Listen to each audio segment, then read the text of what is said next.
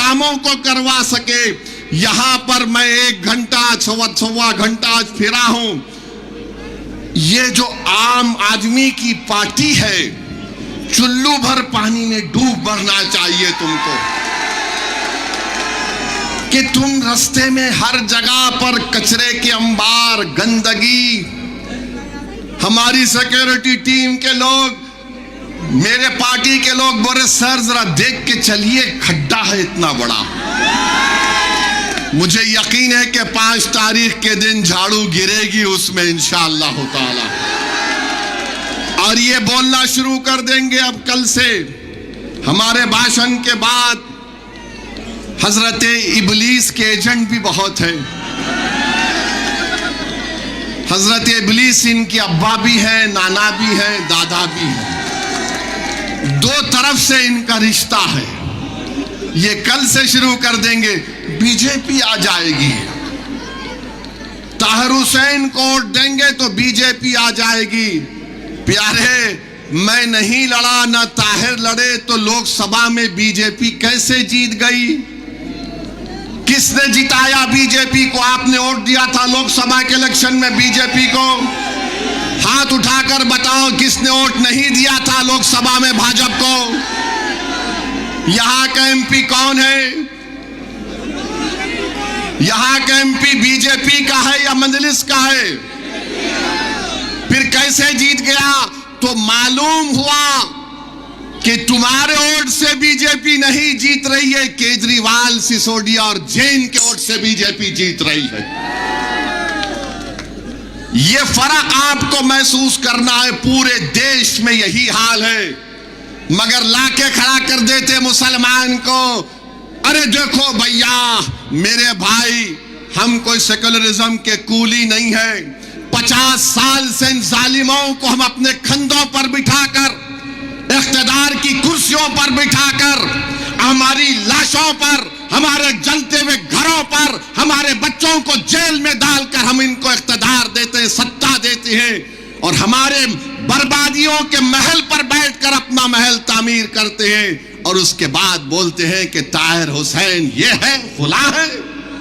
कब तक आप इन बातों का शिकार होंगे?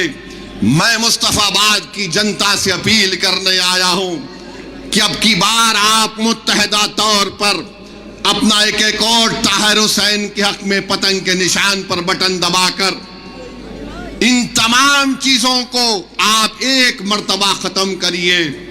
ये एक झूठा प्रोपेगेंडा है कि हमारी वजह से बीजेपी जीतती है। नहीं जीतती हमारी वजह से बीजेपी। बीजेपी जीतती है तो केजरीवाल की वजह से जीतती है। बीजेपी जीतती है अखिलेश यादव की वजह से जीतती है। अरे तुम्हारी वजह से बीजेपी जीतती है, मेरी वजह से नहीं जीतती। तो इनके एक पार्टी के नेता बोले नहीं, आप दिल्ली का चुनाव नहीं लड़े, मगर हैदराबाद में आप जो भाषण दिए थे उसका असर दिल्ली में पड़ गया।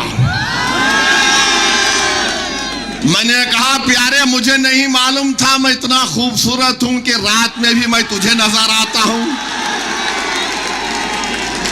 माने मैं हैदराबाद में जो बोलूंगा उसका असर यहां पड़ रहा है, तो फिर जब मुस्तफाबाद में आकर ये बात कह रहा हूं तो आप पर असर पड़ेगा या नहीं पड़ेगा? आपको 5 तारीख को जवाब देना पड़ेगा। अगर ये जालिम बोलता है कि हैदराबाद में बैठकर मेरी बात का असर दिल्ली में होता है, अल्हम्दुलिल्लाह, बात करते रहते हैं उनका असर नहीं होता, हम हैदराबाद में बैठते हैं तो ये हो रहा है, तो फिर मुस्तफाबाद में होना चाहिए। मेरे अजीज दोस्तों, बुजुर्गों, आप एक एक चीज को याद रखिए। अदालत ने फैसला दिया है, ताहिर हुसैन 3 तारीख तक इंशाअल्लाह ताला मुस्तफाबाद में आकर आपसे मुलाकात करेंगे। सुबह 8 बजे से शाम में 5 बजे तक उनको इस बात की इजाजत दी गई है कि वो अपना इंतखाबी मुहिम, इलेक्शन कैंपेन में हिस्सा ले सके। मैं आपसे सिर्फ एक ही अपील करूंगा, जब ताहिर तुम्हारे दरमियान में आएगा तो तुम ताहिर को नहीं देखना, उसके चेहरे में अपने आप को देखो। तुम ताहिर के चेहरे को देखकर ये समझना कि ये मेरा बेटा है, ये मेरा बाप है, ये मेरा भाई है। तुम जब ताहिर को देखोगे तो रोना नहीं, अपने आंख में आंसू नहीं लाना।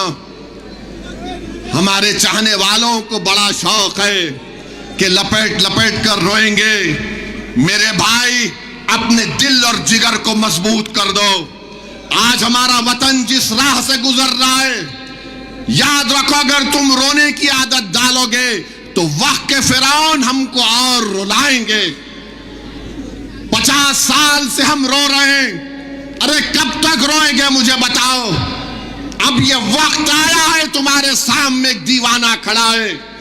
अगर तुम मेरे इस बात को, मेरे पैगाम को समझोगे तो आइंदा 50 साल तक हम उनको रुलाएंगे जिन्होंने हमको रुलाया था।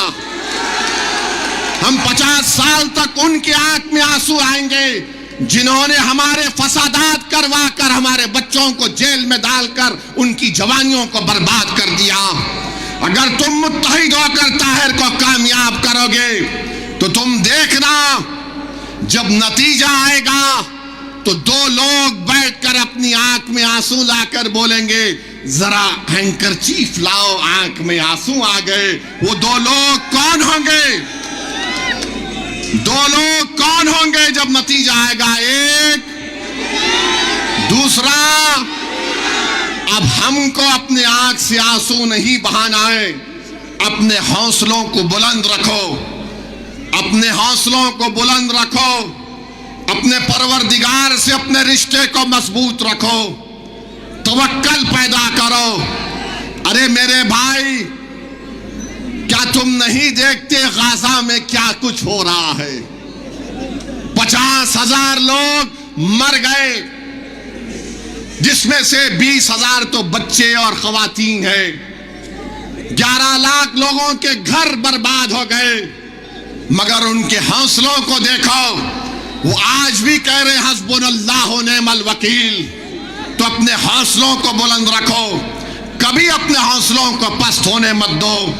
और आपको ये जो सियासी लड़ाई हम लड़ रहे हैं, इसको 5 तारीख तक शाम में 5 बजे तक अपने के कोर्ट का इस्तेमाल करना है। मुस्तफाबाद के लिए, मुस्तफाबाद की अमन के लिए, मुस्तफाबाद के भाईचारगी के लिए, आपकी एक आजाद आवाज को दिल्ली के विधानसभा में भिजाने के लिए मेरी आपसे दरमंदाना अपील है कि ताहिर तो जेल को चला जाएगा, मगर मेरे भाई, ताहिर को अगर रिहाई दिलाना है तो आपको अपने वोट के जरिए से रिहाई दिलवाना है। कानून तो अपना काम करेगा। जिन वक्त के फिरौनों ने ताहिर को जेल में डालकर समझा था कि हम इसको बदनाम करके गुमनाम कर देंगे, मजलिस ने और ओवैसी ने कहा कि तुम जेल में डालोगे तो हम शिफा और ताहिर को जनता में लाकर खड़ा करेंगे। अब जनता में आपके सामने है, जनता को अपने जमहूरी अंदाज में अपने के कोर्ट का इस्तेमाल करके ताहिर हुसैन को कामयाब करिए। ये आपकी कामयाबी होगी। और इंशाअल्लाह ताला मैं भी आऊंगा, ताहिर को मिलूंगा। मैं भी देखना चाह रहा हूं अपनी आंखों से ये कैसा बना हुआ है जिसने इतनी बेबाकी के साथ उन गरीब और मजलूमों के लिए अपना सब कुछ कुर्बान कर दिया। आप तमाम का बेहद शुक्रिया और उम्मीद करता हूं कि 5 तारीख के दिन मुस्तफाबाद के आसमान और फिजाओं में पतंग का निशान लहराएगा। इत्तेहाद की एक फिजा यहां पर